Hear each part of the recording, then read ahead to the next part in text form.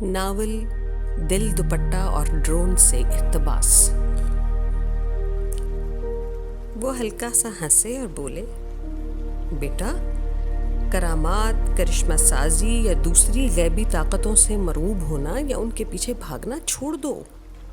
میرا مطلب ہے کہ پوشیدہ طاقتوں کے بجائے جو ظاہری بیش بہا قوتیں انسان کو اللہ تعالیٰ نے دے رکھی ہیں، ان طاقتوں کا بہترین استعمال کرنا سیکھو۔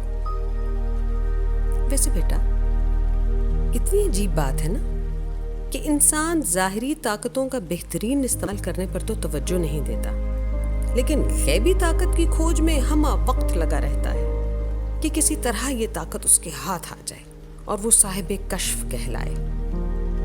بندے کے پاس جو بھی کرامت، فیض یا روحانی طاقت ہوتی ہے، وہ سب اس سپریم پاور کی عطا کردہ ہوتی ہے۔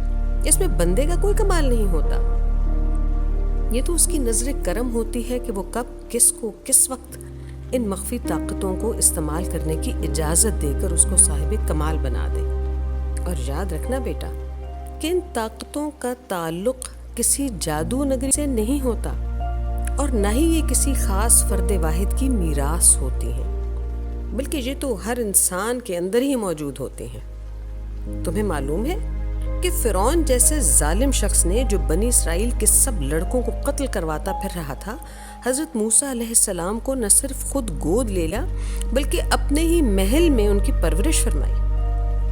فرعون جیسے ظالم شخص کے دل میں نومولود موسیٰ کی محبت اللہ نے ڈالی تھی۔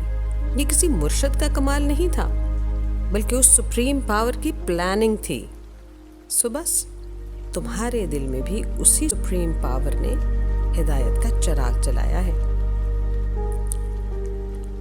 اور یہ بھی یاد رکھنا کہ یہ بھی اسی ذات پاک کا کرم ہے کہ اس نے سب کے دلوں کو تمہارے لیے نرم کر دیا ہے۔ بس اپنے دل کو مطمئن رکھو، صراط مستقیم پر بے خوف و خطر چل پڑو۔ قرآن میں آتا ہے کہ جو ولی بن جاتے ہیں، یعنی اللہ کے دوست، تو ان کو نہ تو خوف ہوتا ہے اور نہ ہی غم۔ آفتاب نے بے چینی سے پوچھا، سر، ولی کسے کہتے ہیں؟ اللہ سے دوستی کیسے ہوتی ہے؟ کیسے وہ بندوں کو دوست بناتا ہے؟ ڈاکٹر سبحان اس کی کیفیت پر مسکرائے اور بولے، بس فرینڈ ریکویسٹ بھیجتے رہو۔ آفتاب نے حیرت سے پوچھا، اللہ کو فرینڈ ریکویسٹ؟ سر وہ کیسے بھیجتے ہیں؟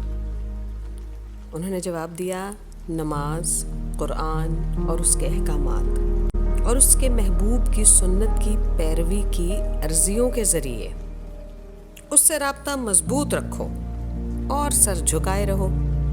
جس دن عرضی قبول ہو گئی، بس سمجھو دوستی ہو گئی۔